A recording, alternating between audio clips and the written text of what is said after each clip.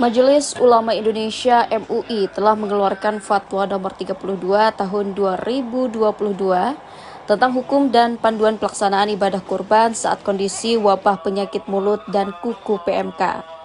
Fatwa tersebut ditetapkan pada 30 Syawal 1443 Hijriah atau mulai berlaku Selasa 31 Mei 2022.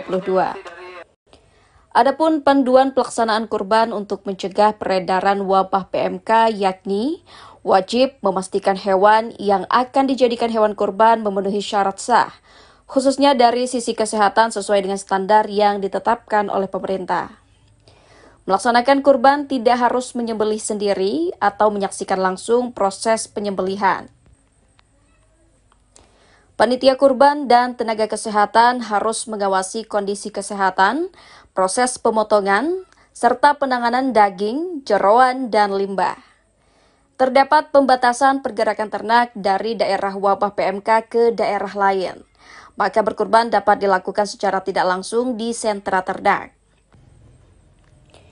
Meningkatkan sosialisasi dan menyiapkan layanan kurban dengan menjembatani calon pekurban dengan penyedia hewan kurban. Kemudian daging kurban dapat didistribusikan ke daerah yang membutuhkan dalam bentuk daging segar atau daging olahan. Wajib menerapkan prinsip kebersihan dan kesehatan. Pemerintah wajib menjamin ketersediaan hewan kurban yang sehat dan memenuhi syarat. Pemerintah harus memberikan pendampingan dalam penyediaan, penjualan, dan pemeliharaan hewan kurban, serta mendukung ketersediaan sarana-prasarana untuk pelaksanaan penyembelihan hewan kurban melalui rumah potong hewan RPH.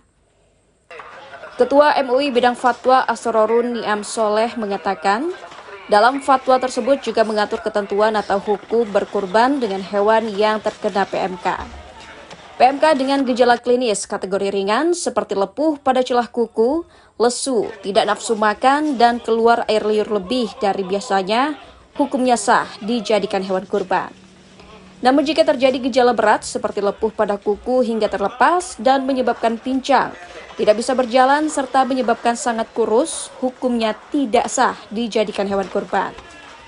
Hewan yang terkena PMK dengan gejala berat dan sembuh dalam rentang waktu yang diperbolehkan kurban, yakni tanggal 10 sampai dengan 13 Zulhijjah, maka hewan tersebut sah dijadikan hewan kurban.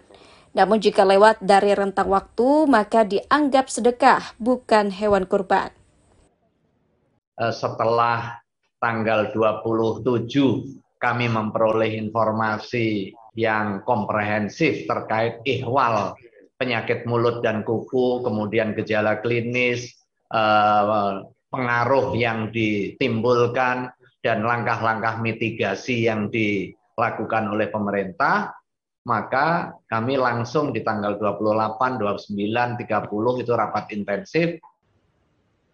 Asrorun mengimbau semua lapisan masyarakat dapat mengikuti panduan ketika melaksanakan ibadah kurban di Hari Raya Idul Adha 1443 Hijriah, demi kemaslahatan bersama serta menghindari penularan PMK yang lebih masif di tanah air. Tim Kantor Berita Antara mewartakan.